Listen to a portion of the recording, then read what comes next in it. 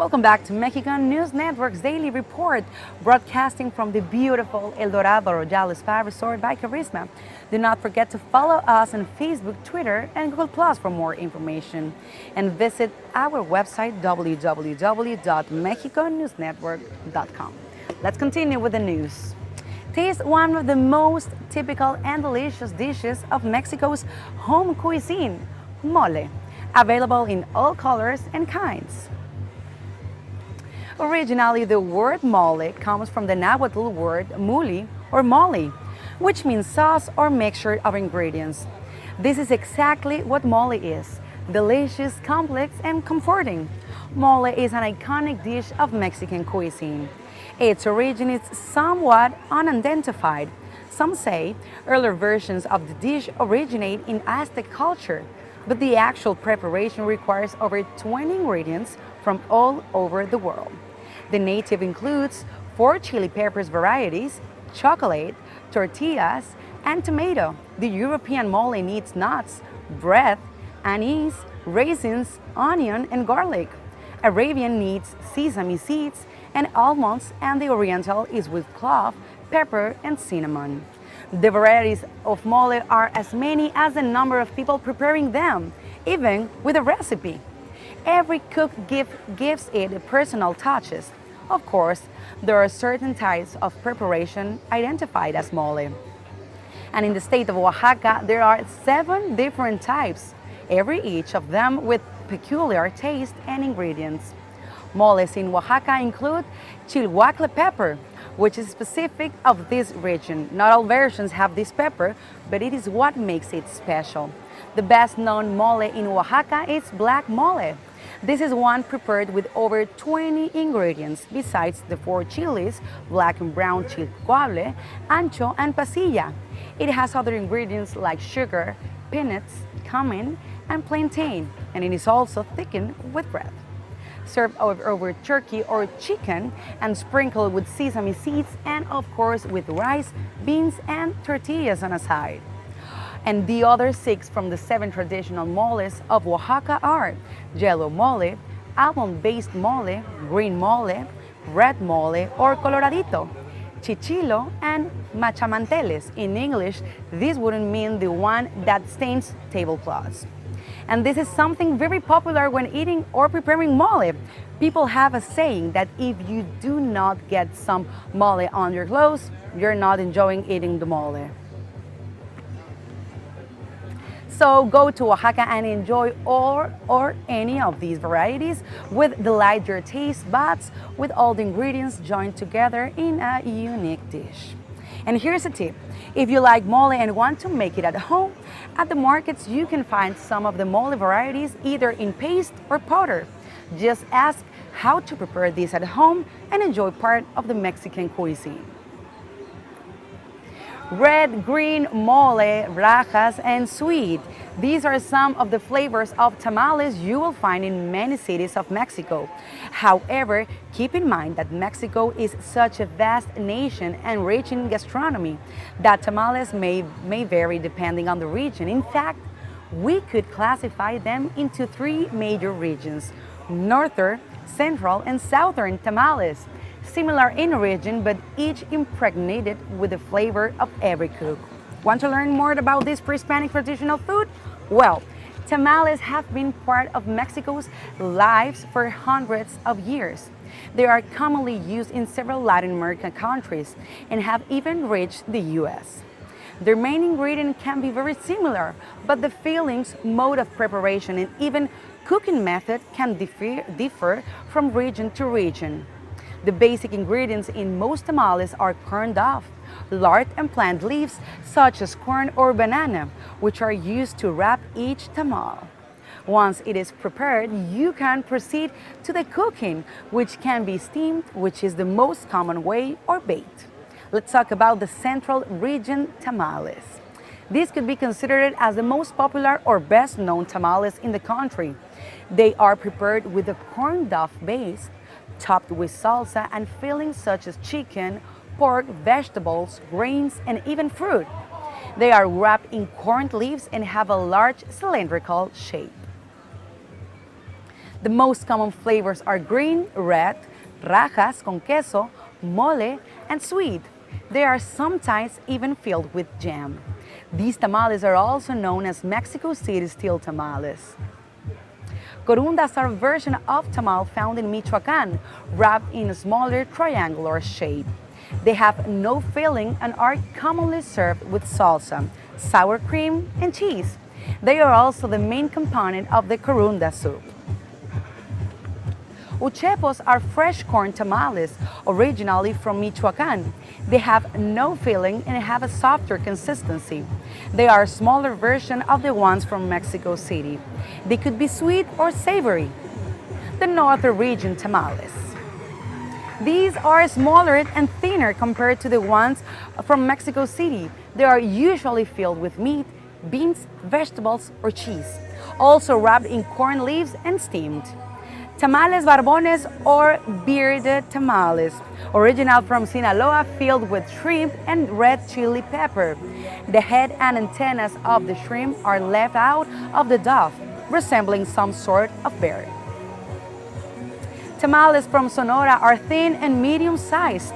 The corn top is placed in the corn leaf, topped with a filling, pork, beef, chicken, or ground with wheat and carrots and peas.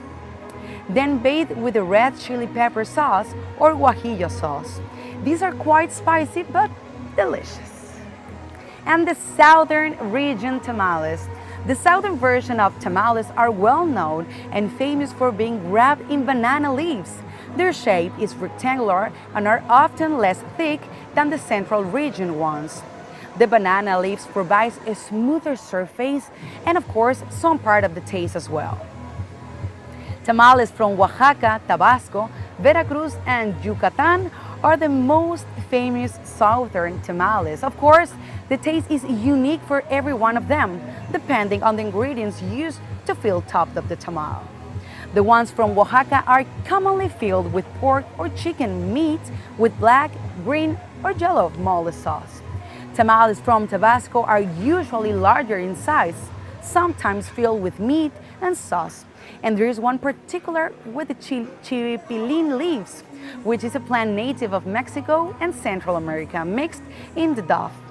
Tamales from Yucatan are as varied as numbers of cooks, but the ones most recognized are vaporcitos, meat-filled and steamed colados. The dough for this one is passed through the colander, giving the dough a silkier texture, brazo de reina. This is served on special occasions such as weddings, baptisms, and parties. It is prepared with pumpkin seeds, hard-boiled eggs, and chaya leaves, a native plant of the south of Mexico, and mugbipollo. This is a large-scale tamal cooked in a ground oven, traditionally prepared for the Day of the Dead offerings and celebrations. In Mexico, tamales are not just a traditional food, they are also part of celebrations like birthdays, Day of the Dead, Día de la Candelaria, Christmas, and there are even tamal fairs where you may enjoy national and international tamales. Tamales are so important in Mexico gastronomy and will surely become part of your life after you try this delicious pre-Hispanic traditional food. Want to learn how to prepare a simple and delicious Mexican dish? Molletes are an easy-to-make favorite kit for adults. Just gather a few ingredients and let's start cooking. Here are the ingredients and procedure on how to prepare your own Mexican grilled cheese molletes. The ingredients you will need to make 4 molletes are 2 bolillos or telera type of bread used in Mexico. If you cannot find any, use a baguette. Unsalted butter, the required amount. 3/4 of a cup of refried beans, either black or pinto beans. 6 ounces of shredded manchego or Chihuahua cheese, or any cheese that melts. Pico de gallo, optional, but we really suggest you to use it. It adds the perfect touch. All right, now the procedure. Preheat the oven or toaster to 500 Fahrenheit degrees. Cut the bread in half longitudinally. Place a large skillet on the stove and let it warm up. Melt the butter and place the bread cut sides down so they get covered in butter. Toast a little.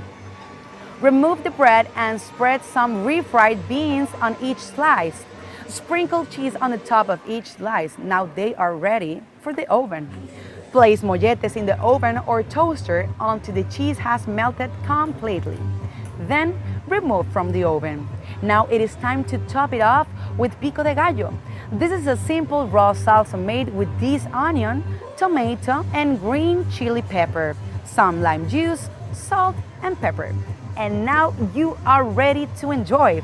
This is a basic recipe for molletes, but in some parts of Mexico, people also apply some meat preparation, potatoes with chorizo, nopales, and so on. There you have it, a simple and delicious Mexican treat to share with your family and friends. And let me let you in a small secret. The Yucatan Peninsula isn't all about Maya civilization and culture. It is a city that also portrays art and charm in several forms. Today, I will guide you through and together we will explore Merida's culinary side. It is an exquisite cuisine full of flavors, colors, scents, and touch of an ancient culture, with a hint of pepper, of course. Merida is the capital city of the state of Yucatan, and I have chosen to talk about food. Not because I'm quite bookish, but because it's such a wonderful expression of art. While it is also a great manifestation of culture and identity, which in the case of Merida is certainly something they carry deep in their blood. Now focusing on what we are interested on, food, glorious food.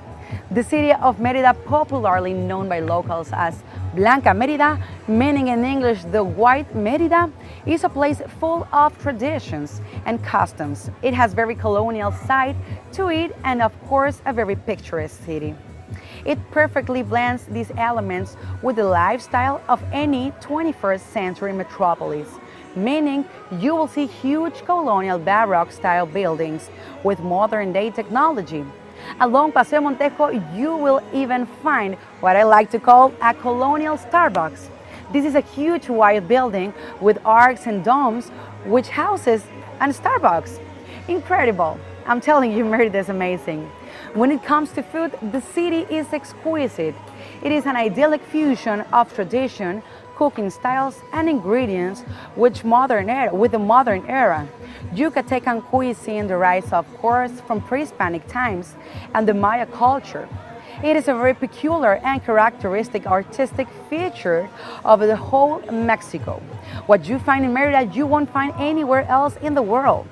Another attribute of Yucatecan cuisine is that it's quite spicy, not so much as a spicy hot, but it contains very typical and Mexican spices such as recado rojo, a spice very similar to paprika, meaning that if you are not used to it, you'd better be cautious and do not overdo it. Remember, you have plenty of time to discover Merida. We wouldn't want to get it sick. I will quickly guide you to a through whole dates meal. For breakfast, try a delicious dish called huevos motuleños, which are fried eggs on top of fried tortilla and bathed in a tomato and spicy sauce, accompanied with peas, beans, and cheese. Ideal to start the day. You may also want to try papazules, which are basically egg tacos, rolled up tortillas filled with scrambled eggs.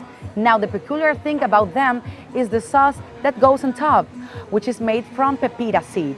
Delicious. And for drinking, have a nice orange and chaya juice or a mamey milkshake. For a stronger meal at the lunchtime or dinner, then I suggest a turkey or pork-based dish.